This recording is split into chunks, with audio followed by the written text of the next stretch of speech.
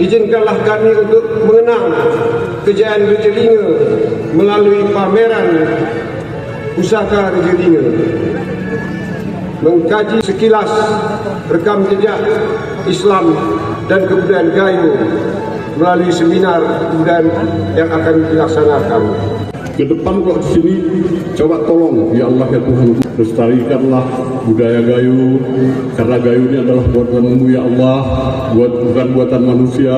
Begitu sekali-kali coba. Hadirin berbahagia, aset seni dan budaya yang ada di Kabupaten Aceh Tengah tentang dengan nuansa Gayo, namun dapat berpadu dengan keberagaman masyarakat yang heterogen. Beberapa upacara adat di Kabupaten Aceh Tengah sudah dikemas dengan cukup baik, sehingga cukup mempunyai daya tarik wisata maupun bagi pelestarian budaya itu sendiri.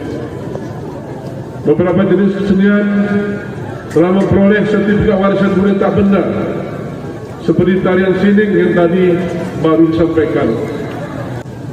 Dalam kesempatan ini, kami juga mengharapkan pada generasi muda untuk terus berkarya di berbagai bidang, tidak hanya menguasai ilmu pengetahuan dan teknologi, namun juga menumbuhkan berbagai keterampilan serta berupaya menekuni bidang seni budaya dan adat istiadat dari daerah Gayo.